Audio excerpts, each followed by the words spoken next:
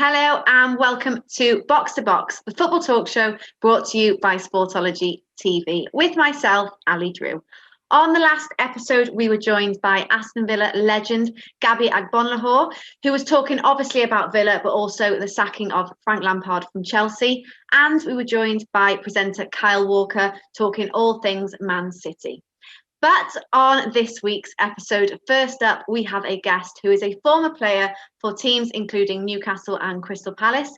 He's now a pundit and you will hear him as a regular host on TalkSport.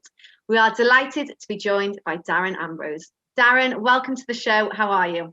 I'm very good, thank you. And yourself? Yes, I'm good, thank you. How is life? Obviously, we're in lockdown, but you're still working on TalkSport. Are you quite busy?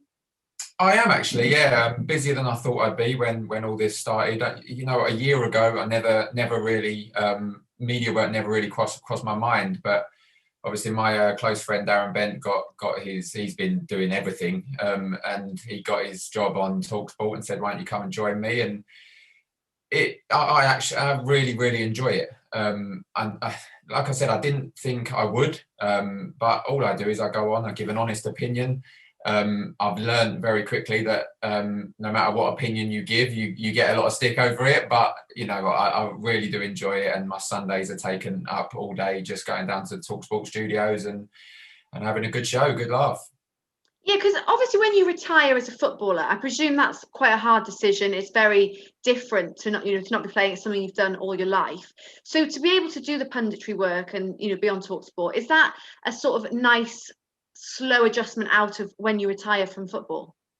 Yeah, I think so. I think I am denied what to do after football, but I think the day I retired, which I was never officially retired, I kind of I was denying denial that I'd stopped playing. It was quite a young age. I think I was nearly 32, so I was still quite young. I signed for a couple of businesses. I owned a couple of barbershops, but I've recently come out of that and I don't own them anymore. So I was umming and ahhing. Do I coach? Tried that. My son is in the Ipswich Academy. It's only under 9s, under 10s. So I tried that, and that age put me off. So I thought I'm not doing that anymore. And yeah, the media work just seemed to come around really fast. And people will know when you have young kids and you stop playing, when you're in the dressing room, Sky Sports is always on. You're in the canteen, Sky Sports is on, football's on, cricket, everything's on. So you're really up to date. When you come out the game and you've got young kids, a lot of kids' TV's on and, cartoons. So I kind of lost touch with a bit of the sport. So to get back involved is just brilliant. It's what I absolutely love doing. And I love talking about football and different kind of sports. And I really do keep up to date with it now. I mean, my wife absolutely hates it. Football's constantly on the TV and, the radio is always on about sport. But, it's something I'm really passionate about. I talk to a lot of our guests who are former players, and I say that, I think being a pundit for you must be a great job. But I don't understand why former players go on to want to be managers. Obviously, with the recent events of Frank Lampard, getting sacked from Chelsea, he's an absolute hero at Chelsea. Has that ever crossed your mind, the sort of management side? Yes and no. I've thought about it. When I see some of the managers that I've played under and I try and take different ideas from them, I think I could do it. I mean, I was quite lazy when I was a player, so I never done my badges, which I always say to the younger players now when I manage to speak to them, make sure you get the badges, because when you're out the game, it's tough. It's tough to get. When you're in the game, you're kind of fast-tracked through it a little bit, and you can the FA, the PFA come to the stadiums, the grounds, the training grounds, and they can get it done. When you're out the game, it's all you've got to do it all yourself. So it has crossed my mind. You know what put me off more than anything? When I was playing for Ipswich Town, towards the back end of my career, Mick McCarthy was the manager, and he was the most dedicated manager I played under. He was constant. He was always in. So there was a time I was injured and I went into the training ground. I think you had to get there at 8:30. He'd been in there for 2.5 hours. He'd done his gym work. He was in the middle of watching a DVD. And then again, being injured, you get to leave a little bit later, 4 or 5 o'clock. And he's there again, just starting another DVD. And I just thought, I'm not that committed, to be honest. I don't think I've got that in me. And that's an old school manager as well. And when you're young, you've got to do more work than that. So the dedication you have to have a manager is a lot, and it must be real tricky. Like you said, with Frank Lampard getting sacked not long after he's started, must be tough. Do you think that Frank Lampard will go on to manage any other teams, or do you think maybe he'll take a break from it? I think he'll want to get straight back involved. I really do, and I think he needs to pick his next job wisely. I'm sure he'll understand that. The Derby job was ideal for him, just to learn his trade. But when a job like Chelsea comes available and you're a club legend, you can't say no to that. So I understand why he took that job, but the next one is vital for him. Whether a mid-table Premier League team comes in, I don't know. I think it'll be difficult at present because teams, the ones in the bottom of the table, if they end up having to change manager, will they want to go with a Frank Lampard and build on that? I'm not so sure. I think they'll be looking at a manager that wants to keep in the Premier League. For instance, West Brom with Sam Allardyce. Will a mid-table Premier League team take? I really don't know. So I think he'll really want to get back in as soon as possible. Whether that will happen, I honestly can't see it at the moment. Well, just going on to talk about one of your former teams, Newcastle. They played at the weekend. They beat Everton. It was a great result. I think it's their first win in the Premier League for like 10 games, maybe. It's been a tough time for them. They're 15th in the table. Just talk to me about how important that win was. That was massive. I was doing co-commentary on the Newcastle Leeds game, and the first half, it was awful, and it's been awful for a while, and it's known from everyone that the fans are not happy, and they wouldn't be playing the football. And then they came out second half in the Leeds game, and something seemed to click, and they had a bit of fight about them. The energy, there was passionate. They were trying to work for one another, and they took that into the game where Callum Wilson scored the 2 goals. And I'm delighted for Callum Wilson, because for me, he is a manager's dream. I think I know a lot of centre forwards that won't just play up top on their own and not be vocal. He seems like he will just do a job for the team. He hadn't scored for a long, long time. I think the Fulham game where he won his own penalty, and a dubious penalty at that as well, by the way. So I'm delighted for him, and I see a different side to Newcastle in the Everton game. And that's what the fans want to see. They just want a team that they can get excited over, a team that, you can, when you're allowed to, you can go to the pub and talk with your friends and say, did you see this player doing that and that player doing this? And it's not been happening at the moment for Newcastle for whatever reason, because they've got the players, they've got a good squad. They need to build on the Everton performance, and they can't just be a one-off. If it's a one-off, it's not going to help no one, because before the Everton result, they were getting dragged into a dogfight, and that's not where Newcastle need to be. Yeah, because you mentioned Callum Wilson there. He's obviously been, he's been great, and he's a great signing to Newcastle. What other players do you think are sort of showing that they've got potential to be great, but it's maybe just not gelling as a team, I guess? Or what do they need to do to get it to that, to get those regular wins? Yeah, well, I really like Almiron. I think he works extremely hard, and a lot of people would say, well, that's a given for any footballer, but it's really not. There's players out there, we all know which ones, every team has them, that don't give 110%, but Almiron really, really works hard, just needs to pop up with more goals, and he scored the other week, which was a real bonus for him. He needs to build on that. The others, Joel Linton, Andy Carroll, people like that, they need to pop up and help out Callum Wilson, because you can't have a player and like Wilson only scoring all the goals and that's all, because you need the midfield, need the defence to pop up. Alan Saint-Maximin is a massive boost, the return of him, because he is their talisman, he's their star man along with Callum Wilson, and it's shown when he comes on, the game changes. When he came on against Leeds, the game changed. It opens up, and you've got someone there who can take the ball. He's comfortable with the ball. He can beat players. He brings other players into the game, and he just looks like he loves playing football. And the pressure doesn't seem to affect him as much as some of the other players. So he's a real boost to be back in the team. And hopefully he's over the COVID and the reaction he had through it. So, getting him back is a real plus. Do you think, I said they were 15th in the table at the moment. Do you think that they need to worry about dropping down and being in potential, relegation zone? It's not a place that Newcastle really should be, the size of team, and the fan base and the money that they've got. Do you think that is a sort of real possibility for them? Or do you think maybe they're just having a blip, as we've seen with all teams this season? Yeah, it's a crazy season this year. I'm sure you've heard that before. And yeah, their blip's gone on longer than it should have, to be honest. So yeah, I do feel prior to the Everton result, it was concerning for them. They really could have got dragged back in. I don't think they will. In all honesty, I think that the three teams down there, Sheffield United, West Brom and Fulham, are more than likely going to be the teams to go down this year, barring a good run of form from one of them. I can see Sam Allardyce maybe producing something, but I think Newcastle are lucky in that way that there are 3-4 worse teams than them, because it's not been a great season. They know that. They need to build on the performances, the second half performance at Leeds and the performance at Everton, and build on the result, because I've said it previously about Newcastle. Although performance is important for the fan base, for the supporters, there comes a time when you just need to win football games. And that time was the Everton game, and they managed to do it. And not only do it, they played well doing it as well. So that was a good game for them to win. And they just need to build on that now. Well, moving on to another former team of yours, Crystal Palace.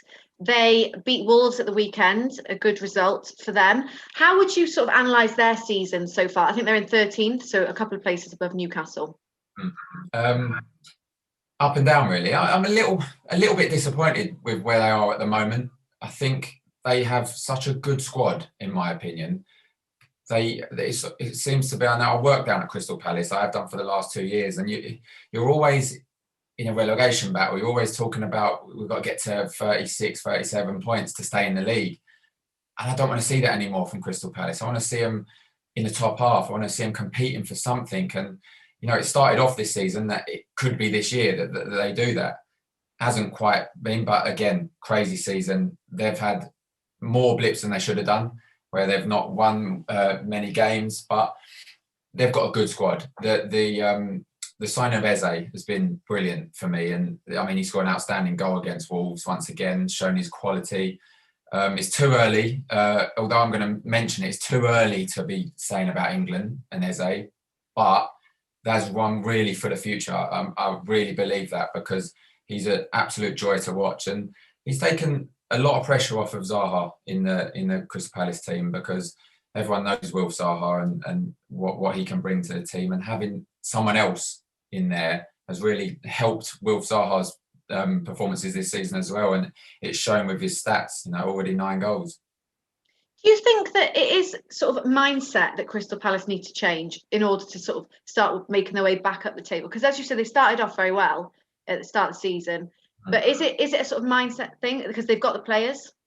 I think so, yeah. I think you're absolutely right. I think looking at them and the squad they've got, they should be competing higher. I think there's only a few players that feel that. I think Zaha feels that. He's spoken publicly in his interviews that, he doesn't want to give teams more opportunities they deserve.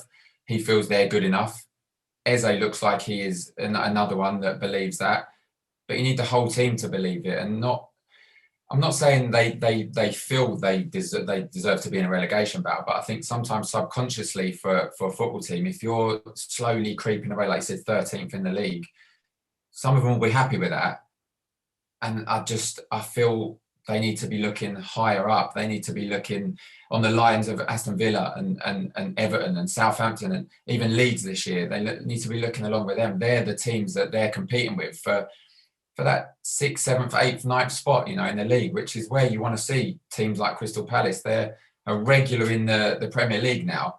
They're not a yo-yo club. I think I can't 8th, 9th season in the league. So they need to be pushing up and trying to challenge for something other than trying to stay in the league. Talk to me as the season as a whole, as we've said, it has been a crazy season. Obviously, no fans. There's been crazy results, crazy amount of goals. Just talk to me about the sort of season as a whole. Obviously, the places at the top of the table are changing all the time. Are you enjoying it? Oh, I think it's fantastic. There's not been a real runaway leader yet. I do feel it's Man City's to lose this year, albeit Liverpool are coming back into a bit of form. I mean, the disappointing thing for me is I'm a Tottenham fan, and we had a show on the Sunday when we was playing West Ham, and we was doing really, really well. I had A4 bits of paper. I was going through everything why Tottenham could probably win the league this season, as any Tottenham fan would, get a bit giddy over it. And we was 3-0 up, and I think by the time I'd finished saying it was 3-3, absolutely capitulated in the last 10 minutes, which was awful. And again last night against Brighton, terrible performance. So I think, unfortunately for Tottenham, I think they may struggle for even top 6 this year, never mind top 4, unless they can start picking up their performances and results. I think it's going to be the same old. I think Man City and Liverpool are going to be the top 2. In my opinion, City will be 1, Liverpool will be 2. The rest will be keep competing for the next 3 and 4 places in the top 4. So West Ham are doing well, Leicester's doing well. Any one of them teams can come through. I mean, even Arsenal are putting on a bit of form, and that's hard for me to say, to be honest, because being a Tottenham fan, they could potentially come through.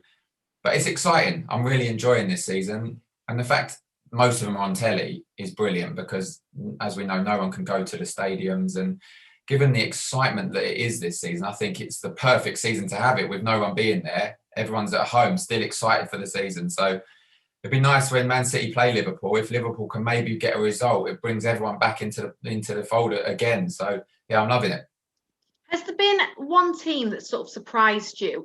Obviously, you mentioned Leeds, that it's their first season back up in the Premier League. Have there any been sort of standout teams for you? Yeah, Leeds is one of them, like you said.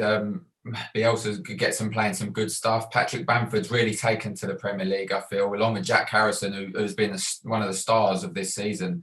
I think Bamford last night, I think it was his 15th contribution to goals out of 20 games. So, that's brilliant return for him. But I think the real surprise has been West Ham. I feel a lot of people, I'm not including myself in this because I didn't say this, but a lot of pundits said that they struggled to get a point in the first 2 or 3 months because, they had a real tough run. But to be sat in 5th place, and they were in 4th prior to yesterday, it's incredible. And David Moyes is doing a really, really good job, and a couple of signings. I mean, I think Lingard signing could really be a good one for them. They need backup up top. They need someone who can score them goals. And if you get the Lingard of old, one of the star men for England a couple of years ago, he'll be a real good signing. So your sort of top 4 prediction for at the end of the season, you're going to go Man City top? Man City top, yeah. I'll say Liverpool will come in second. I'll probably put Man United in third. I think, they could be one of the surprise ones. I say surprise, it's Man United we're talking about, but they could be a surprise to compete for that top 2. But they're too inconsistent at the moment. I mean, any one of the other teams could get it. I'm hoping it's Tottenham. I really am. They need to start playing more free-flowing attacking. Let the shackles off. Stop defending for 90 minutes when you go a goal up. That's not the way Tottenham should be playing. I mean, Chelsea with Thomas Tuchel come in, they could come forward. But I'm hoping, if it's not Tottenham, which, I'm praying it is, if it's not them, I'd like to see West Ham or a team like that to come in it. And, Leicester are playing well. It's such an exciting season, like we've discussed. And I'm just pleased to be able to watch most of them, and I'm pleased to be involved in the punditry work because you get to watch them all, and it's really exciting. But yeah, top Man City, then Liverpool, Man United, and Tottenham. I'm going to put it out there, Tottenham. You mentioned Thomas Tuchel there, obviously taken over from Frank Lampard at Chelsea. He's had quite a good start, and he had a draw and then a win. Do you think that is the sort of change that Chelsea need? Sometimes you see, if there's a sort of new manager in, it's not really a sort of things of, a sign of things to come. It's just right, this is a new manager, fresh things, there's a bit more motivation, a bit more to their game. Do you think that it's that, or do you think this is sign of things to come, really.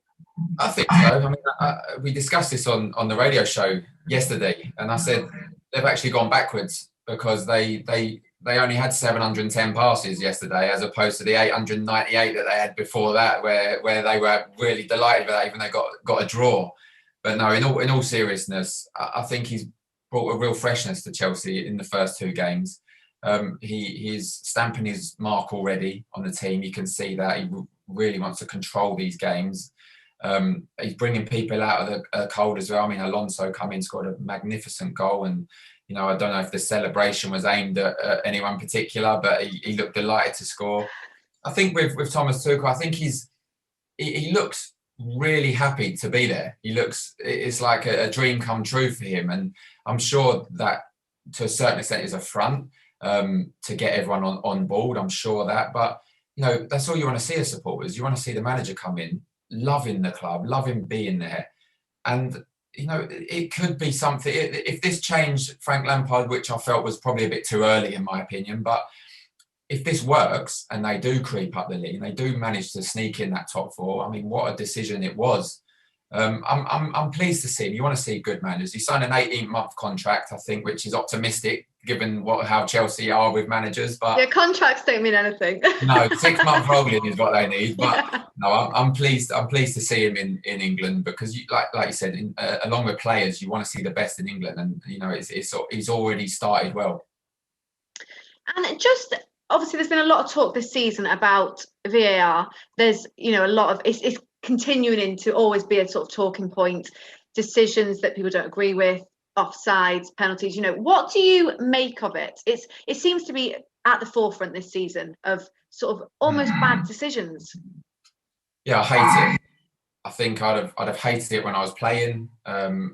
It's obviously not VAR as such. It's the rules and the interpretation, but it's still somebody's opinion. They go to Stockley Park, and I mean the other day I think Mike Dean was at Stockley Park, and there was a handball that everyone thought is handball, and within 3 or 4 replays, he judged that it hit his leg first and then his hand. And I mean, I couldn't see that even in the slow motion. It may have hit him at the same time, but you're relying on someone else's judgment along with your own. I like the fact that the referees go over to the monitor more now. They rarely overturn.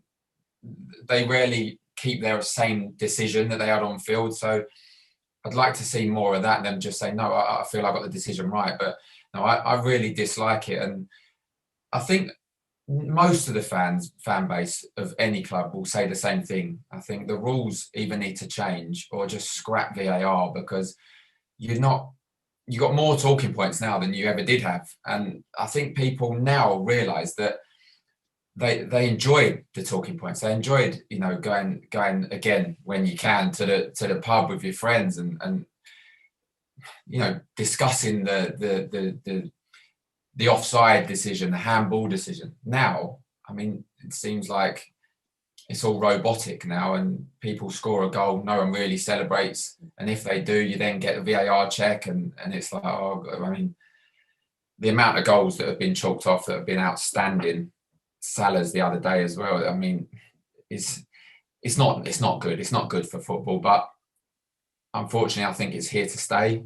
And I think everyone needs to get their heads around it. And maybe I've discussed this on the radio show. Maybe need to get ex-footballers in that are impartial on games and really give a footballer's opinion, because there's some decisions that are outrageous. Yeah, because it seems like when there's a goal scored, obviously there's no fans, so it's like, has it gone in? Has it not? Yeah. Because there's no fans, and also the players aren't really celebrating because they're waiting to see if it's going to be disallowed or not. So it is taking away that little bit of celebration that they can have. Yeah, I mean, I can't imagine that for myself. Obviously, I wasn't centre forward as such, but I love to score goals, and I can't imagine that feeling when you score kind of gets taken away. And I mean, even for the conceding team, you're not really fussed that you conceded yet, because you're waiting for the decision to overturn it. And I mean, it's not the old football, but like I said, it looks like it's here to stay. Everyone needs to get used to it. Maybe a few adjustments, a few tweaks, because prior to it coming out, VAR, everyone was saying, well, we need something like this because we need to get some decisions right. But now it's here. I think you're looking at the Championship and the EFL, and you're thinking, oh, they're lucky to not have it, to be honest. So, yeah, I couldn't imagine playing with it. I think the pure joy and passion of these decisions kind of get taken away from you. Darren, before we finish, we ask all our former players this question. So I'm going to ask you, who was the greatest player that you ever played alongside? Oh, that's a tough one. That I have spoken about this before. I mean, I've played with some good players. I think Alan Shearer springs to mind. You know, the all-time Premier League goal scorer. You know what? I've said it before. I'm going to say Patrick Kluivert. I played with Patrick Kluivert at Newcastle. He was coming towards the back end of his career, and for a midfield player, he was a dream to play with because he had the best touch that I've ever played with. And you could make any runs off him and he would more than likely find you.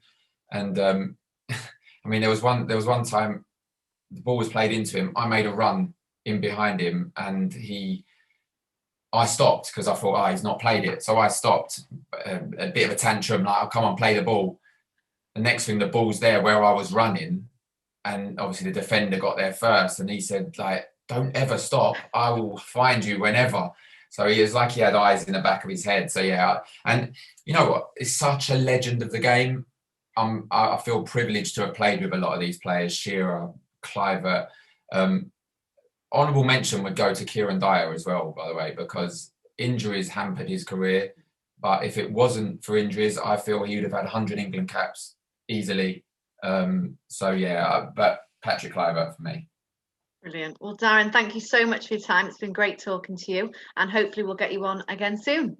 Thank you very much, Ali. Thank you. Great to be joined there by Darren Ambrose in part 1. But stay tuned, we have part 2 coming up where we are joined by Wales international Joe Ledley.